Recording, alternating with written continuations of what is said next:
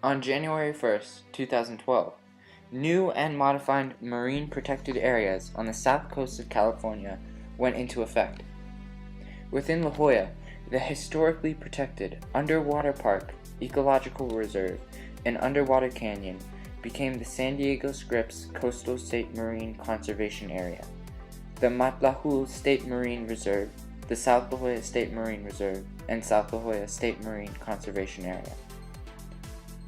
State Marine Reserves, or SMRs, are the most restrictive classification of marine protected areas, or MPAs, and are no-take areas.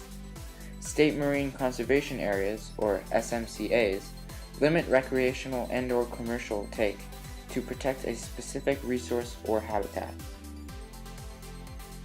This change in both the designation and the location of La Jolla's MPAs has yielded controversy within the community between those in favor of the changes and those that question their necessity and impact on local fishing. In this short documentary, we attempt to present relevant and unbiased information about the MPAs and their effects while letting you develop your own view on the issue. Our aim is to educate the public, ourselves, and clear any misconceptions about the MPAs.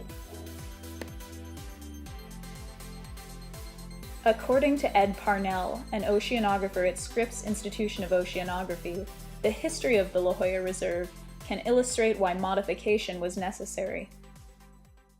The reserve was initially poorly designed with very vague goals, and so that's what one of the goals of the Marine Life Protection Act was to set up a set of criteria by which the reserves were designed against and to try and affect these goals, basically. That one that was in place started in 1971 included several different habitats, and each bit of habitat included was very small. And if you want to really protect animals, you have to protect them over the range of their movements, or over their lifetime. And it just so happens that the La Jolla Reserve, the one off the cove, when it was originally designed, those areas were too small to protect many of the species that it was intended to protect. And so it needs to be made larger, or set up in other areas where those, more contiguous, like kelp habitats. For instance, the habitats in the La Jolla Reserve, the one off the cove, include a kelp forest, shallow submarine canyon head. Those are all very different types of habitats, and then also shallow boulder reef habitats and sand flats, and there was just a little bit of each one of those types of habitats, and none of them were in large enough quantity to really affect much protection. The new and expanded MPAs are expected to better protect marine life and promote their growth and health. However, the beneficial changes will take time to occur. Yeah. Well, the idea is to protect spawning stocks of adult animals. And as most fish and a lot of invertebrates get larger and larger, right, their capacity to reproduce increases much faster than their size. So it's kind of a nonlinear. They get very, very reproductive as they get older. And the other thing is that as they get older, they're also more adapted to their local environment. And so what ends up happening is you are protecting a stock of very adapted and very reproductively fecund animals that can reproduce, and their larvae get exported out of the reserve into areas that can be fished. And so that's the idea, is to use those reserves kind of principal in a bank account and protect that bank account so that reproduction, the interest, can spill out into other reserves or into other fished areas. After you protect an area, it's not an immediate effect that big guys start growing in there and new organisms come into their area or anything. So it takes a little while for different things to change. There are several species in particular that have been significantly affected by collection, fishing, and disease. Within an ecosystem, species depend upon each other for forming a stable environment. Black abalone is really a species that's been hammered both by, people collecting them and also disease. It's kind of a double whammy in a way, but for the most part, many other species have been knocked down by a factor of 10 or a factor of 100, including things like moray eels, things like octopus. There's many species that have been brought down by quite a bit over time, and the reserve hasn't been effective at protecting them adequately because the reserve that we've had in place in the past is too small. So every component of an ecosystem has a different role that it plays in that ecosystem. So in the ocean, for instance, there are a ton of different fish. Some of them are carnivores, and some of them are herbivores, which means they're eating algae or plants. And they each are performing this different function in whatever the habitat may be. So that could be kelp forests, or that could be coral reefs, or whatever. And so when you start taking a bunch of them out, then it can change how all those different players are acting in that ecosystem. As we were unable to obtain interviews with anyone opposed to changes in MPAs from the Marine Life Protection Act, the following information and quotations were directly quoted or summarized from articles and interviews found online at the La Jolla Patch, SDNews.com, the La Jolla Light, and Kayak Fishing Magazine. Critics of the changes are varied in their backgrounds and beliefs, making the issue complex, as Paul Lebowitz, editor of Kayak Angler magazine and a spokesman for the Kayak Fishing Association of California, describes. I just know that most of the time this issue has been portrayed as the environmentalists versus the fishermen. But the issue is so much more complex than that. One major critique of the MPAs is that the meetings held to discuss the changes were unfair and unbalanced. The La Jolla Light provides insight on some of the discrepancy. As Bob Fletcher, advisor to the Sport Fishing Association of California, describes, Not only were we opposed to the protection option adopted, but we were opposed to the entire process. It was supposed to be open and transparent, and the reality was the decision-making was in closed-door meetings, where no public was invited. We have evidence that the whole process was corrupt and will probably be challenging it in court. Grant Milbrand, a La Jolla sport fisherman once involved in commercial fishing, adds, This was a well-intentioned but ultimately flawed process that left fishermen out. Don't get me wrong, I'm not against conservation. I'm for management, not closures. Lebowitz also explains problems the MLPA presents to the community of kayak fishermen.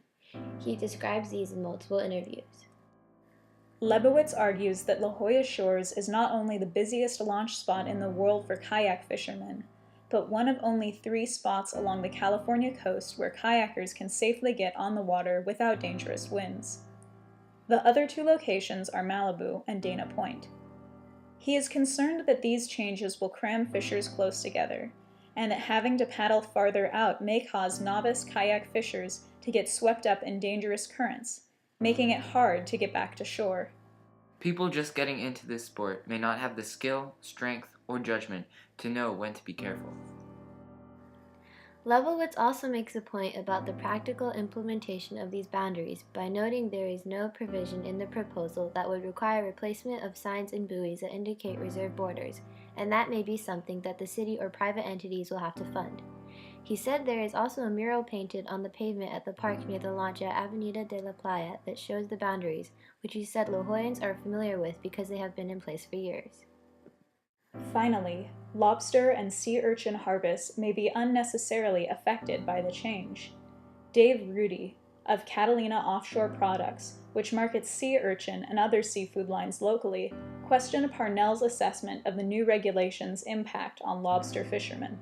It will probably take away 60% of the lobster harvest in La Jolla, and 20% of the lobster harvest in the rest of San Diego. I would say the effect on the sea urchin harvest in San Diego County is going to be between 5 and 10%. His company harvests about 700,000 pounds of sea urchins a year, a portion of which winds up on the menu in La Jolla's sushi restaurants. Ed Parnell explains that research is being done to address the problems brought up by Lebowitz and others. One of their biggest arguments is that it's going to concentrate fishing into smaller areas.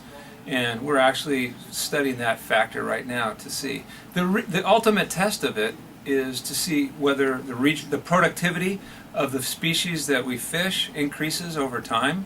And that's something that only time will tell. And it's something that we're going to see over the long term. But factored into that is a changing and cycling ocean climate, because some years are more productive than other years. And then there's some years are really good for fish production and other years are very poor. And it depends on how much nutrients. And that depends on the regional oceanography. And some years there's going to be a lot of variability in terms of how many fish are going to be produced just because of the climate, not because of whether we have marine protected areas or not. So that ocean climate variability has to be taken into account as well. Those who disagree with the MLPA changes advocate finding other solutions and highlight the consequences of the new MPAs. Milbrand advocates milder measures such as catch limits to ease the economic burden on commercial and sport fishermen who depend on La Jolla's waters for their vitality. He claims, For no reason, fish prices will be raised and things will be harder for commercial and sport fishing in this economy. Parnell disagrees and claims that the changes will end up helping fishermen in future years. His own research, along with a study of the MPAs in the Channel Islands, show that MPAs can be effective in restoring marine life without economically harming fishermen. Bob Fletcher agrees that MPAs are not a universal solution, and reiterates that La Jolla is not facing a diminishing sea life. Lebowitz points out the dangers for kayak fishermen who will be forced to paddle out further in order to practice their sport. He states, To the uninitiated person, it may seem like we have all the room, but there are only a few places you can reliably and safely get a kayak into the water. It's just a huge sore spot because this is such a big part of my life. Despite their different perspectives, both those who support and condemn the changes in La Jolla's MPAs desire a healthy ocean. Those in favor argue that the new MLPA's protected areas are an improvement on the past and need time to show positive results. Those against show concern for the way the changes were made, their impact on the safety of sports fishermen, and necessity of restrictions on certain species. We hope that through the presentation of these facts and opinions, you are able to gain an informed understanding of the issue and take part in community dialogue and action on the topic.